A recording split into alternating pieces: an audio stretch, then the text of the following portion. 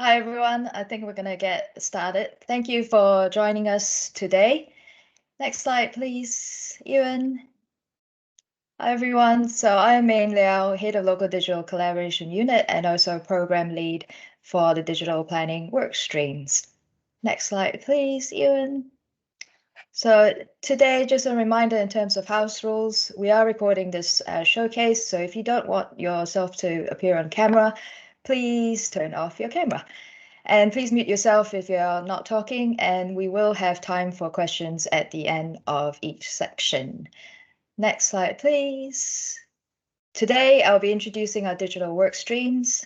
Then Ewan will introduce the local plan pathfinders work, followed by Southwark, Lambeth, and Camden showcasing their projects on development management software and citizen engagement.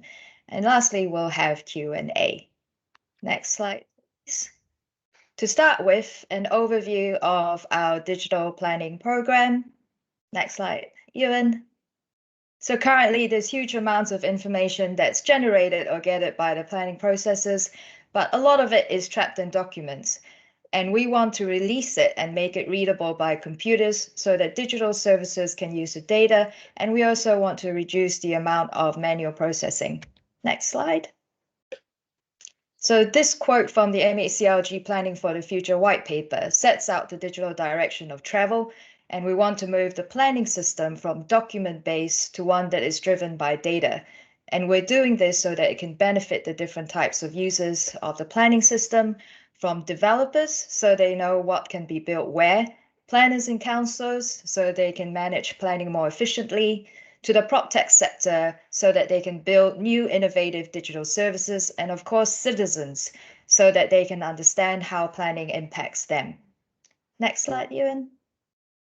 And we've been working in 3 key digital work streams as part of the wider planning reform program. Firstly, on digital local plans, where we're looking at how local plan data and policies can be made machine readable. And local plan maps can move from PDFs to interactive, simple to understand digital maps. Ewan will shortly go through the pathfinders, where we've been learning with councils on how we can do this. In our second work stream, we're looking at how development management software can be underpinned by data and not documents. And our 2 funded projects in this space will be showcased by Southwark, Lambeth, and Buckinghamshire. And lastly, our third digital work stream is on digital citizen engagement and how people can more easily engage with the planning system. But this for us isn't about replacing non-digital forms of engagement, more of how both can complement each other so that we can increase and improve engagement in planning. Camden later will be showcasing what they've been doing in this space. So hopefully that gives you an overview on our digital work streams. So I'll pass over to Ewan to take us through what we've been doing on digital local plans.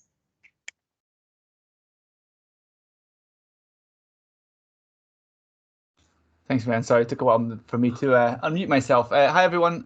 Good morning. Is it still good morning? Yes, good morning. So my name is Ewan. I work for in MHCLG across kind of a number of different teams that are kind of looking at kind of lots of different aspects of the planning reform and the impact that the digital technologies can have on this kind of the planning reform. The work I'm going to talk about is work that's been happening in kind of digital land. That is one of these teams focusing very much on kind of this on how do we turn planning information into data, specifically local plans. So this is a quote from the planning white paper.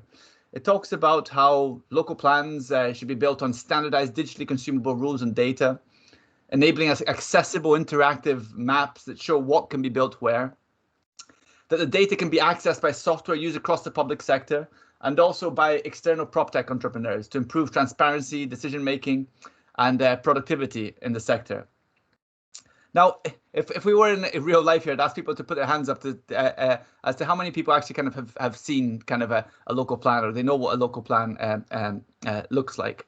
But in summary, not being able to do that, I'll kind of quickly kind of outline kind of what it is, and you'll see why that aspiration from the white paper is actually quite aspirational. And is going to be quite challenging for us to get there, but we think we've got a way to get there. So every local authority has a duty to create a local plan.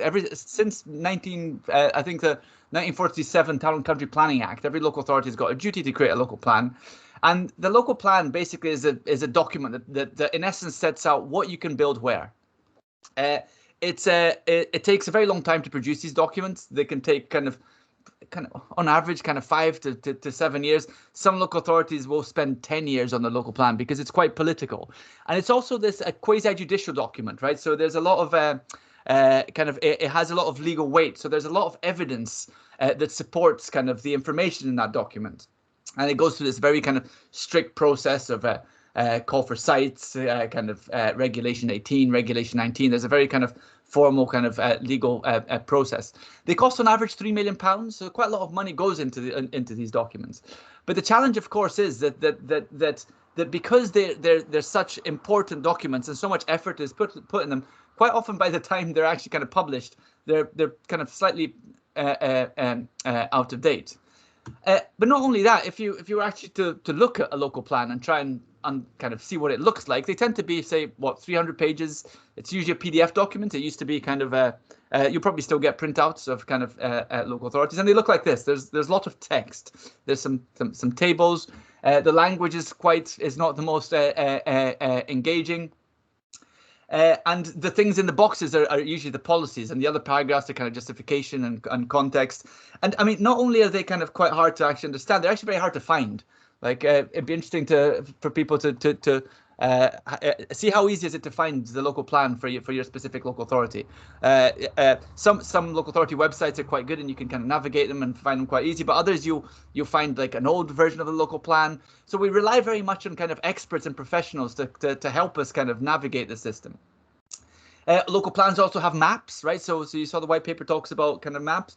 These maps have never really been designed to be very accessible. There's a lot of information there. Again, quite often they're big kind of PDF documents that you download and you have to kind of zoom in. In some other cases, like some local authorities do have them as kind of a web map, but again, they've never been designed in a way that we'd expect kind of 21st century services to be designed. But critically, there's a huge amount of information there, as Mayanne mentioned before, but all of this is embedded into these kind of documents. And one of the kind of the key thing that the planning white paper is looking at is how do we move from this world of documents to one of data? Because as kind of most digital people know, that good quality authoritative data is a foundation for digital services. Now, this is quite an old diagram from GDS that shows kind of this relationship that if we want to be able to access things easily on a website, be able to find things easily, be able to Google questions around kind of do I need planning permission to get a roof extension, you should be able to Google that and get an answer very quickly. Today, you can't do that because all that information is embedded in these documents. And so we're trying to work towards this idea where actually let's try and fix this foundational level. Let's get the information, local plan information as data. And so this is what this pathfinders project that we're working on is. We're working with kind of a range of different local authorities. Local plans are quite big and complex. We're not going to try and do them all, but there's two kind of key areas that we're particularly interested in. Policy data. So like what are the policies? Can we find the policies easy? How easy is it to find the policies? How easy is it to link to the policies? And also sites data. That's kind of one of the main inputs into the local plan. What sites are allocated for building things on, kind of how much housing, what can you actually kind of build there? And so what we're doing, we're going through a process here. We're kind of an 8-step process with these local authorities, trying to kind of understand what it is. How do we make sure that we can build a system which actually works for local authorities? And the first thing quite often is thinking about what we actually mean by data. Quite often, like you speak to planners. Kind of my colleague Paul Downey says that you speak to planners about data. It's like talking to fish about water, right? There's a lot of it there, but that you don't realize it's actually data. What do you actually mean by planning data? And in a way, kind of a lot of things are data, right? Kind of it's just about kind of how we reference them. So the existence of the local plan itself, for example, is data. Ideally, that local plan will have a kind of a reference number so you can find it. It will be online. So even the document itself is data.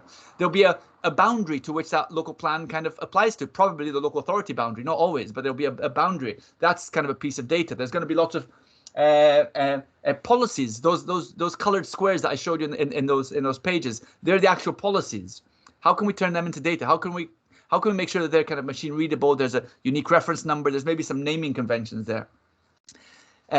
categories of local plans. There's local plans, there's neighborhood plans, there's strategic plans, there's design codes. There's lots of other things in this kind of local policy world, which again, just the category itself is a data, is a piece of data. Is the plan adopted or is it still emerging? That's data. That's two kind of important data points.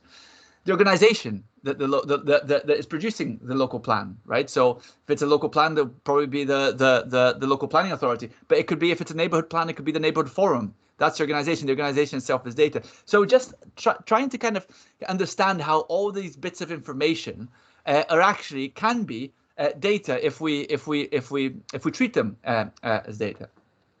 And the first thing to do to get there is actually trying to set some standards. Right, so things like kind of naming conventions. How do your local authority name conservation area? Right, the work that we've been doing, we've been seeing that there's a whole range of different ways that people just name conservation areas. Some people call them conservation areas in full. Some people call them CA in short. Some people call them Cons A, kind of in medium terms. So how can we kind of start kind of creating kind of data standards? Now, importantly, through this Pathfinder work, what we want to do is we want to actually kind of build the data standards with the local authorities, in collaboration with local authorities, because local authorities are the ones that are going to be required at some point in the future to actually kind of meet these data standards. So it's really important that they're easy to use data standards, that they're not too complicated, that they're relatively kind of engaging and kind of easy to meet. Like we've done similar things to this. We set a brownfield sites kind of data standard a while back, and we've learned quite a lot from that. Right, it was a bit too complicated. There was a bit too many issues kind of around that. So we're trying to develop the data standards collaboratively. Guidance. Now, this is kind of like, to a certain extent, of course, yes, you're going to need guidance, but the way that we develop guidance is really important again. Can we test this guidance using kind of digital ways of working? We'll draft some guidance. We'll test it with local authorities. Do you understand it? Can you actually run through it? Does it make sense to you? What do we need to change the language? How do we make sure that we design kind of guidance for data standards which are very easy to use and easy to follow as well?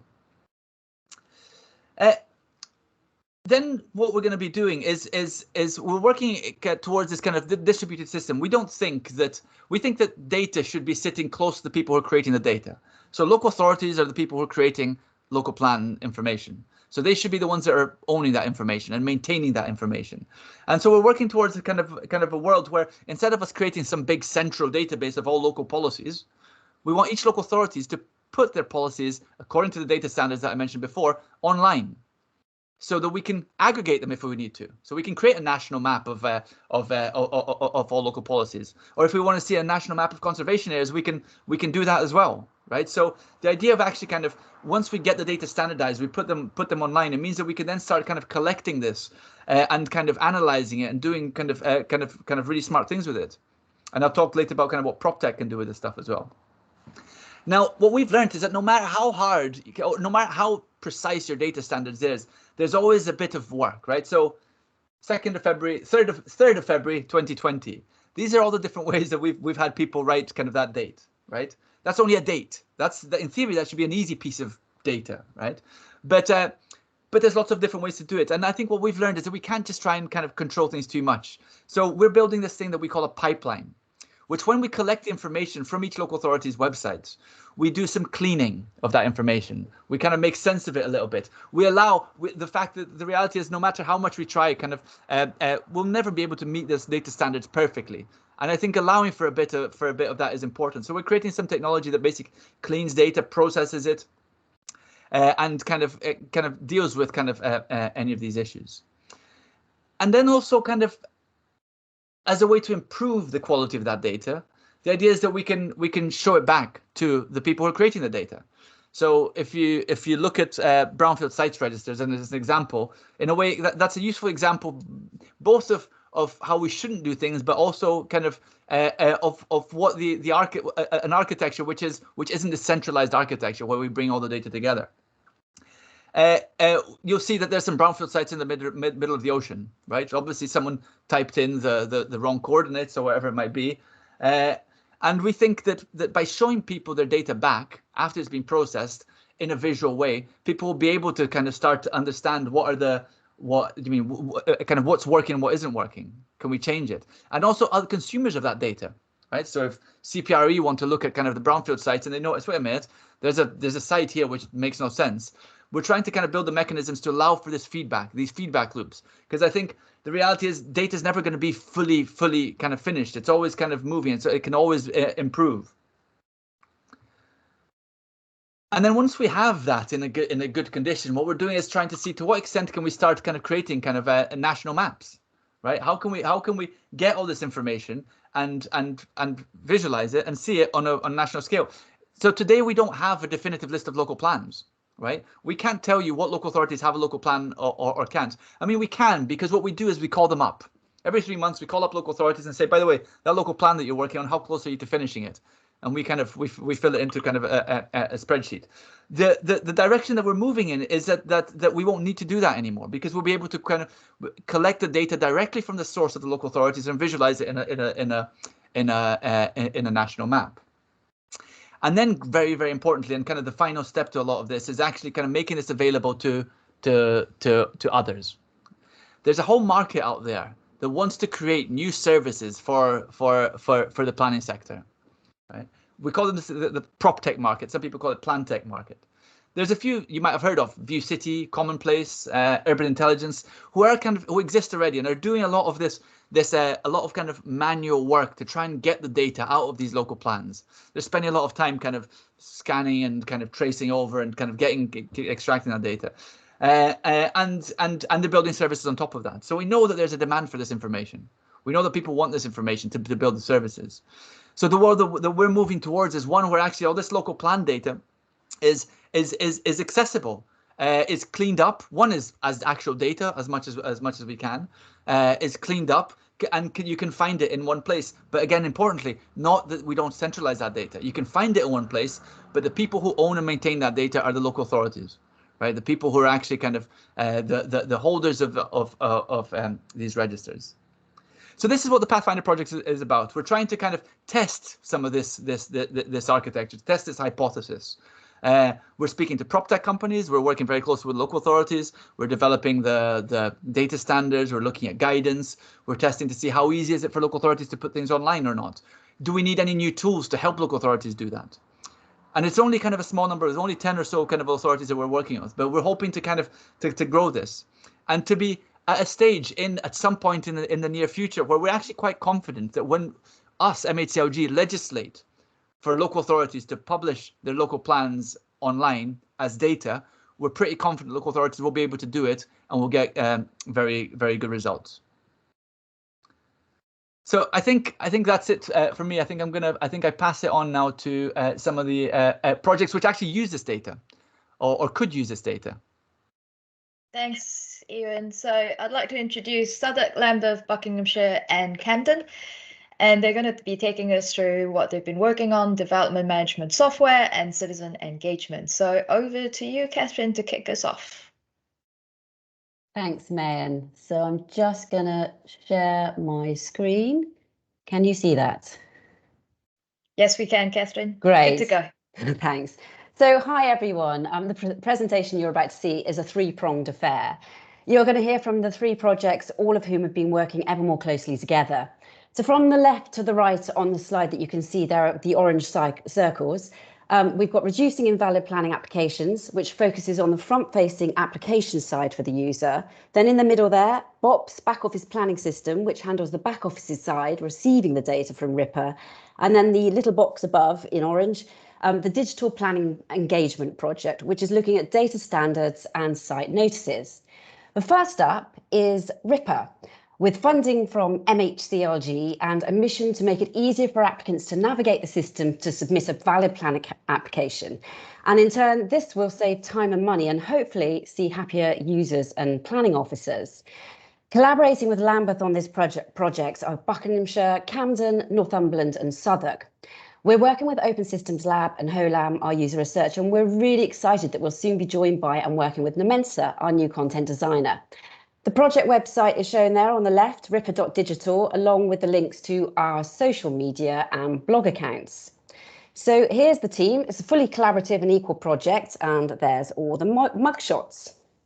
So the story so far. why are we doing this project and what's wrong with the current system?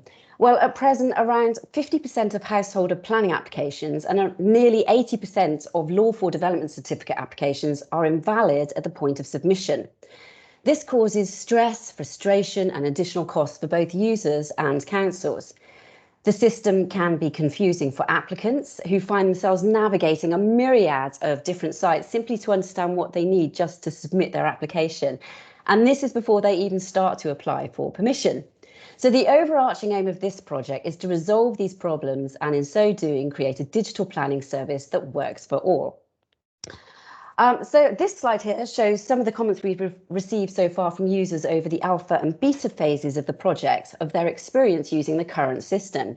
And as you can see, there's a great appetite for improvement, and this is what we intend to do. As I've already said, we want to bring the planning services into the digital 21st century. So here's our road plan, and we're at a really exciting phase of the project. We're soon to be going into a private beta for lawful development certificate applications with invited applicants who've registered an interest. And you can see there links to the reports from our alpha phase and the intermediate beta report from earlier this year. So keeping it collaborative, you'll be hearing from a mix of the RIPA gang for this presentation. And I'm now going to pass you over to Kevin Buckthorpe from Buckinghamshire to talk about the benefits approach we've been taking. Thank you, Catherine.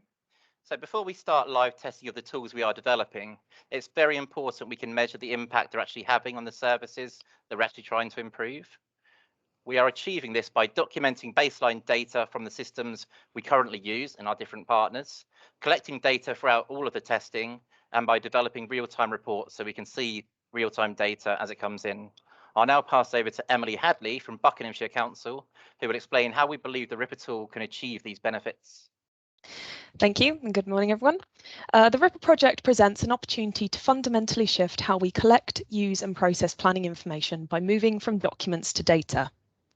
By using data rather than documents opens up many opportunities for the transfer and analysis of planning information, which are currently done manually at great expense, inconsistency and delay to officers and applicants alike.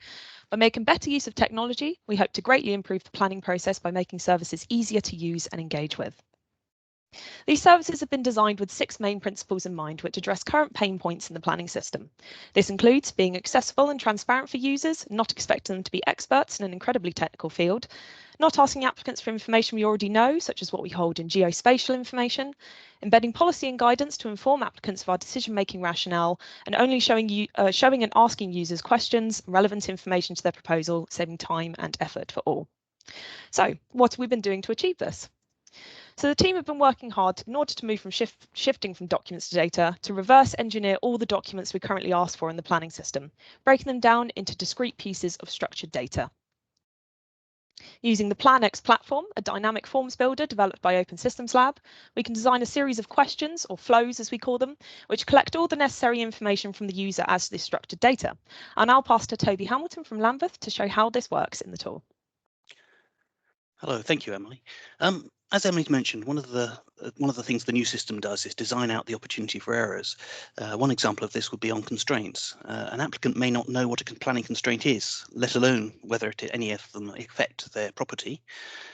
Rather than ask an applicant about the constraints, as the application process currently does, the tool we've built uses GIS layers and the property's address to tell the customer what the constraints are that affect the site.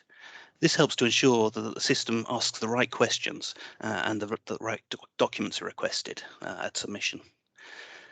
Okay, so one of the exciting things that the new system does is it has the ability for the applicant to draw the location plan directly into the system, as well as reducing the potential for errors. This sits with our data not documents approach, allowing us to pass a polygon to the back office planning system.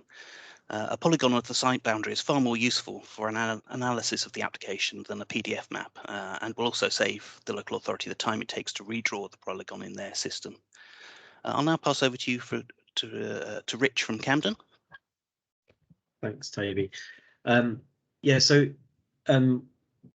means that we can ask only the questions that we actually need to ask, that the user needs to answer. So because we're looking at other data like site constraints, and we use those flows that Emily mentioned, it means that we can make sure those questions are site specific, and that they're tailored to the user and their application. It also means we can explain those questions. So we provide full explanations as to why they're being asked. And it means we can link to legal or policy requirements, for example, like Ewan was mentioning earlier. So what we've built at the moment is a service that allows users to apply for a certificate of lawfulness. Now that's legally different to a planning application, but it contains a lot of the same elements for a full planning application. So it makes a really good stepping stone onto other application types. It means we can scale it. And so for the first time, we've got these requirements for planning information and validation integrated into a single application process, which allows pre-checking proposals against legislation and policy and calculating the fee before you even hit that submit button. I'm just going to pass over back to Toby again now. Thank you, Rich. RIPA has been developed with a really strong focus on user needs. As in Alpha, we've carried out continuous user testing sessions with each design iteration of the solution and also with different parts of the service. These sessions have also helped us to gain a wider understanding of the user's experiences, and, for example, what they liked and disliked about existing submission systems. User testing was a quick way to expose problems and incorrect assumptions. It also allowed us to see the difference between our expectations for the system and their own and the users themselves. Okay, I'd like to pass you on to Freya now. Thank you, Toby. So we're really excited about this project. We want as many users as possible to benefit from RIPA. We've honed our approach to publicising RIPA over time, included by making full use of social media platforms such as Twitter and LinkedIn to encourage more engagement with potential system users. During the beta phase, we've managed a Medium blog to set out sprint notes and to focus in on other exciting aspects of the project, again, to increase the awareness and to promote interest from potential users. We have also presented the project at a local GovCamp session last year and at Dorset's Festival of the Future to ensure that we have connected directly with a specialist audience who have already displayed an interest in these sort of projects. We've been working hard to ensure that RIPA and BOPS, our new back office system for assessing plan applications, are closely aligned. This joined up approach is being achieved through regular meetings between the partners of both projects. And this alignment has been vital as we need to make sure that the different user needs are met throughout both the planning application and assessment process.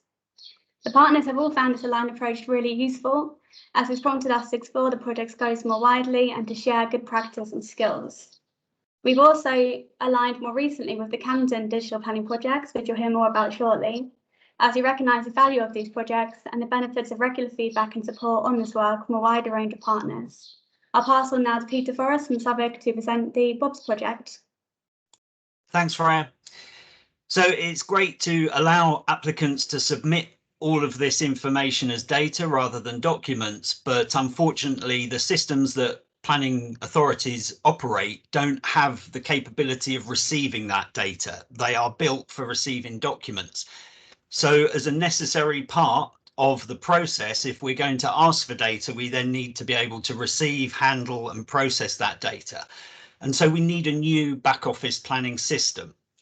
So our vision is to create one that is really centered around the user, that increases efficiency and fits the needs of this new digital planning system. Next slide, please. So who are our users? Well, the main users are obviously the planning officers who are processing the applications, but then also their managers or clearing officers who then approve them. And our applicants will see a huge benefit in the speed at which they receive the decisions for the applications that they submit. And another stakeholder, other stakeholders who might want to see data that is held within the system. And there's going to be a lot more of that available in the future. And through the API that BOPS has, that information can be fed into real-time, online, self-serve business intelligence software. Okay, next slide, please. So we're developing it because unfortunately the existing systems are slow, they're unintuitive, and it's difficult to locate the information that you want. There are plenty of manual workarounds, and we're trying to build a system where you do all of the work within the tool. And we found, unfortunately, that suppliers in this space haven't been very responsive to changes in user needs, and there's a concern over their ability to be ready for the changes in the planning system that are being proposed now. Next slide, please. So, as you know, RIPA is really focused around handling lawful development certificates, and that's why BOPS 2 is also focused around handling lawful development certificates, so that we can then process this one type of application right the way through the whole process. But also it's because the LDCs are a very simple form of process. They don't require consultation or site visits usually. And so it's something that we're able to do now and then add pieces of functionality in the agile way that we work, and until we've got enough functionality to be able to handle different application types. And we know that there are significant changes proposed in the planning white paper, and starting with LDCs and growing from there is sensible because of that. Next slide, please. So where are we now? We have developed a product ready for private beta testing, and we really look forward to doing that very soon. We have a web-enabled front end, and a big change from legacy systems is we're now able to complete validation entirely within the tool. There's no need to email externally and do work outside of the tool. We are integrated with GovNotify to handle that communications activity more simply, and we're also integrated with GovPay as well for smooth transactions. We've got an embedded document management system, and as I say, an API that makes all of this data, the stuff that you would normally find in a legacy system, but also all of this new data that we're capturing too, and make that all available. Although there's only 3 partners on the project active at the moment, we're building this on AWS so that it can scale nationally as soon as we're ready to. So it's a pretty exciting time, and it's going to be a really exciting next couple of years as we continue this work. Okay, next slide. I'll now hand over to Rich at Camden to talk about digital planning notices. Thanks, Pete. So yeah, our project's a bit more recent, and we were initially funded by local digital fund as part of a response to COVID, and it's part of that engagement strand of work. So we previously done some discovery work which identified key challenges with getting the whole community to engage, and COVID and lockdown obviously meant that all of our face-to-face engagement had to go digital. So we wanted to find ways to supplement those traditional methods of engagement with digital. Now, the drivers for this project were, firstly, we looked inwards, so to help local authorities share all the learning around that digital engagement that they'd been doing, what worked, what didn't. We produced a playbook, which is a live resource for place-based professionals like planners to learn from each other. And then secondly, we looked outwards, and so we wanted to try and encourage wider participation from citizens, and particularly focusing on underrepresented groups, which for planning tends to be younger people and ethnic minorities. And for many citizens, the site notice that you see out in the street, like in those photos there, that's the doorway into the planning world, and it's not a very inviting one to step through. So we asked, well, is that really the best we can do, and how can we approach this differently? And so underlying the principles of this, the whole side of this project was, of course, quality data as well. So what can we use? How can we use that to inform and improve understanding through all stakeholders across the whole planning process? I'm just going to pass to Nora now just to say a little bit about what we've done on the project so far. Hello. So on the playbook, what we've done so far, we started quite ambitiously, actually, with quite an expansive and wider taxonomy, focus on 3 key engagement priorities like learn, implement, advocate, and filter by the type of resource, tools, guides, templates, and case studies, different types of engagement, different types of audience. During user testing, we got quite a lot of enthusiasm, but the main feedback was that it's a bit too complex, a bit too complicated. And also when considering our own internal resource, we decided to narrow it down. Whereas now we have quite a simple taxonomy, and when we were working on this, it was quite interesting to see that as a planner, I thought that the filter through planning stages would be the best approach, like pre-app planning application plan making. But actually through user testing, the main interest was driven by audience. People wanted to know how they can engage with young people, older people, disabled people, and so on. So now we focused on case studies filtered by these types of audience. We'll continue to build on this with potential to expand in time and maybe reintroduce those bits from taxonomy that we excluded now. But we would like to grow the interest with wider planning community and get feedback from other professionals and users. We built this using a spreadsheet system called Airtable and linked with software, which means it's easy to use and adapt.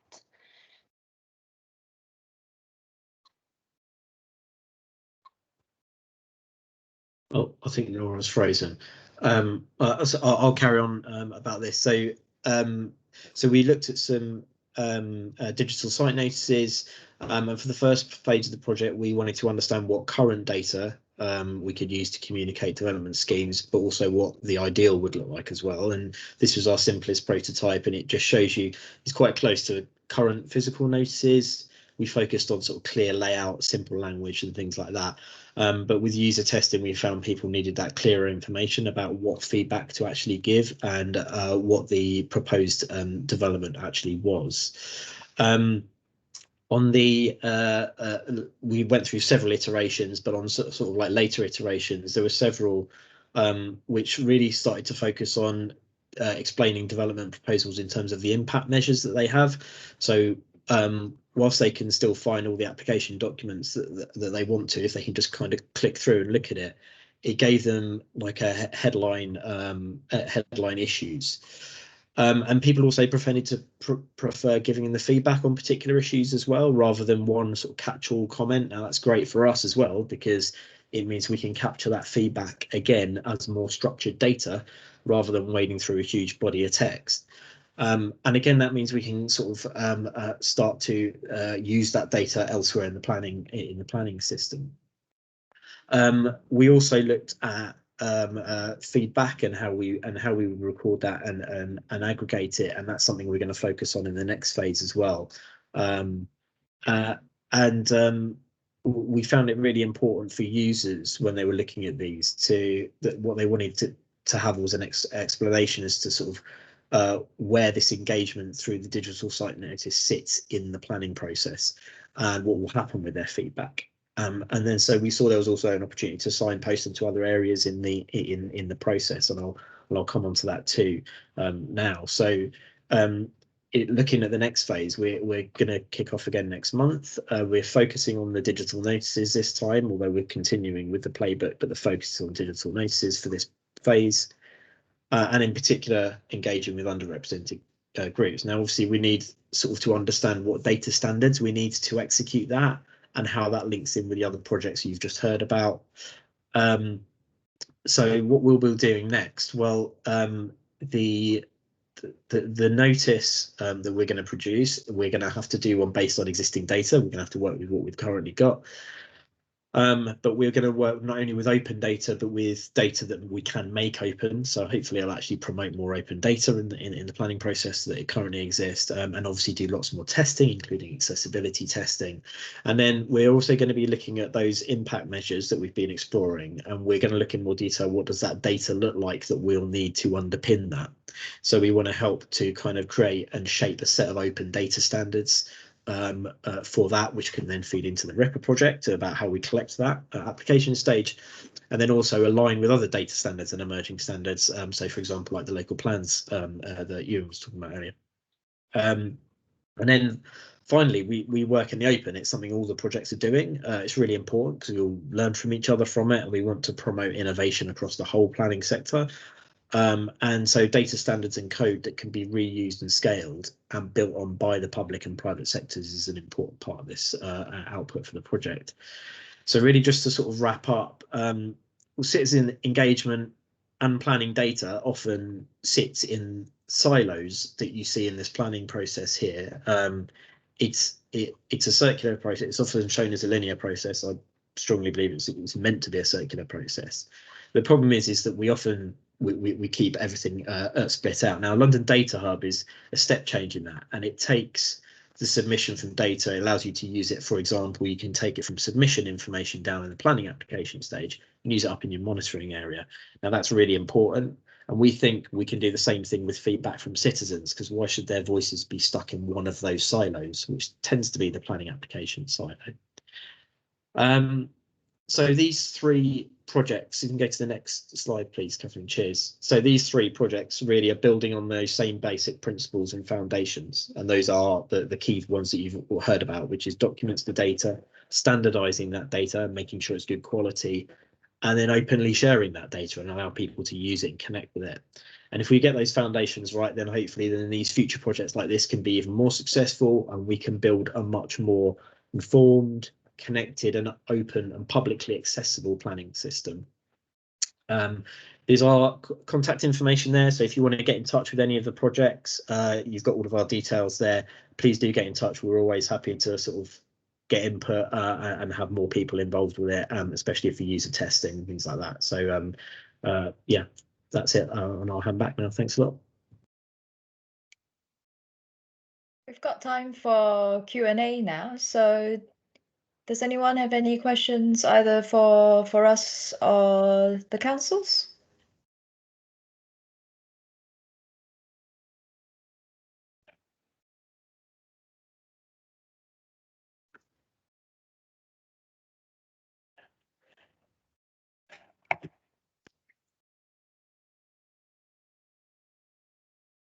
Maybe we could ask a couple of questions, Mayan, whilst we've got Ewan in the room and so forth.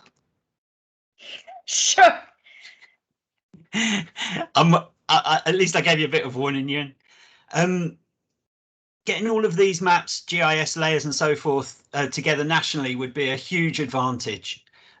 Generally, council systems are pretty slow, and all of this information is really fragmented. You're obviously talking about this already, but our ability to be able to zoom into the property level and have vector quality maps so that we can really accurately select only the property or only the land that we're interested in, but then simultaneously be able to zoom out so that we've got a good location and we can see all of the constraints and policies that are available. Is there anything that we can tap into now that would help accelerate the work that we're doing on these two projects? I'm particularly drawn to OS data, but there are loads of suppliers out there, and it's just if Digital Land have a clear picture of what the future would look like, we'd love to sort of follow suit sooner rather than later, because at the moment we're having to explore all sorts of other opportunities and mapping layers and suppliers, and that's also true with our BI tools as well. Which maps should we be looking at for representing all of this data online?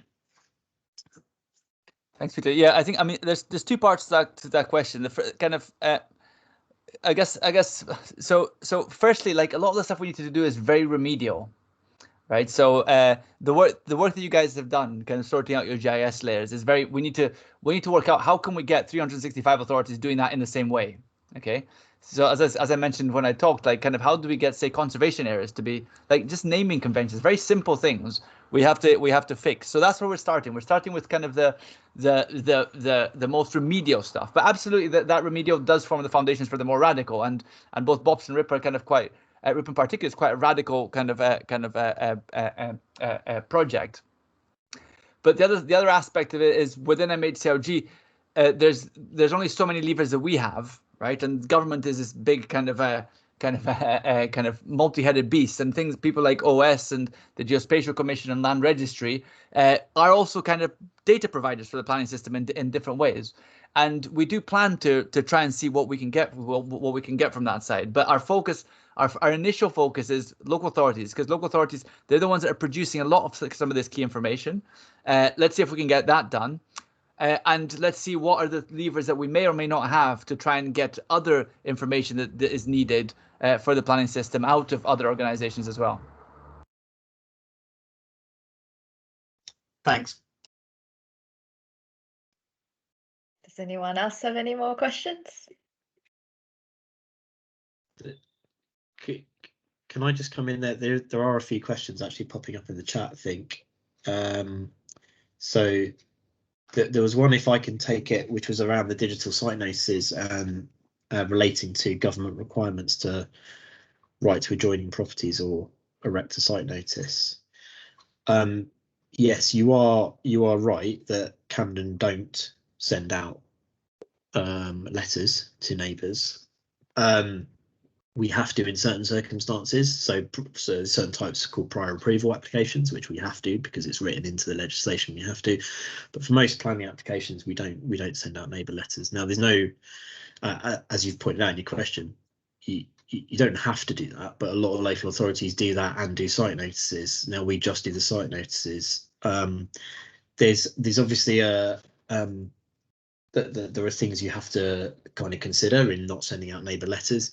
And one thing we've done is when we did that, we replaced it with an e-alert system, which is also built on our open data. So it actually uses our open data and our open data API, and it allows people to go on, sign up either through a postcode or a radius from their address.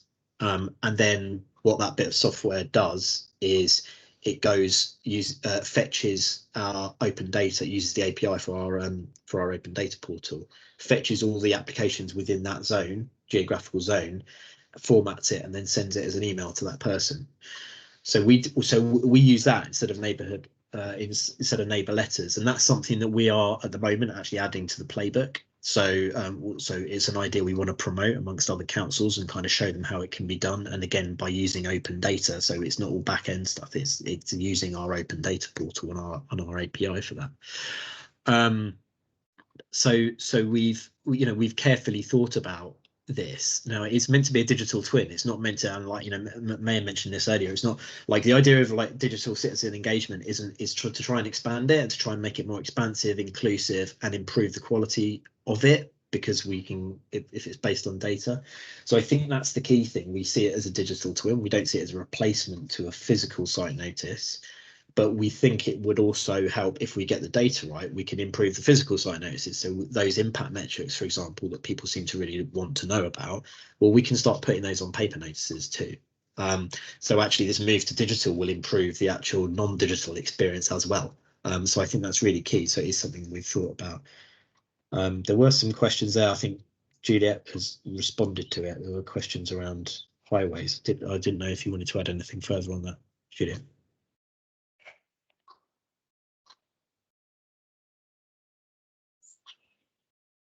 I think it was around it was around sort of highways integration with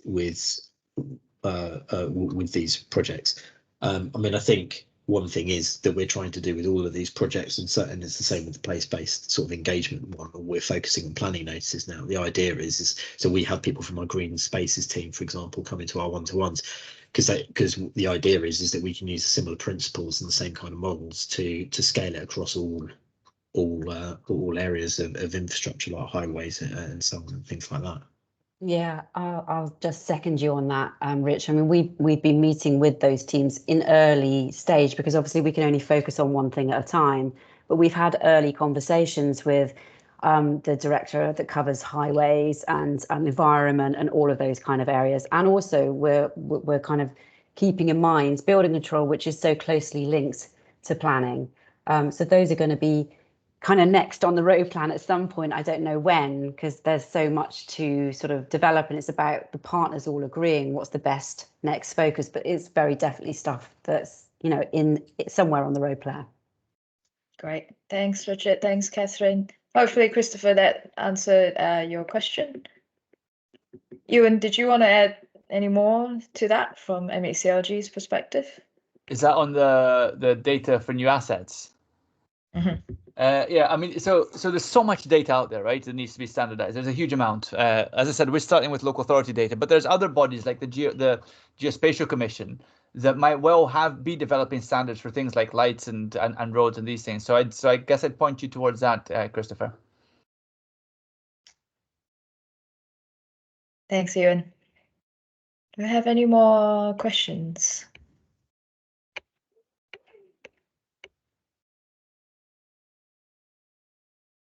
On that note, I don't see any more. Oh yeah, no, so that's fine. Catherine will get the address from Christopher. So thank you very much, everyone, for coming today. Hopefully that was a good kind of like introductory overview of what we're doing on MHCLG's part planning reform and the fantastic co-creation and collaboration work going on the 4 different councils. So thank you again, and I'll give everyone 9 minutes of their time back. have a good lunch. And yes, we will share the slides, Christopher, so we'll send those out. Thanks, everyone. Bye. Bye. Thank you. Bye. Thank you, everyone. Really useful. Thank you all.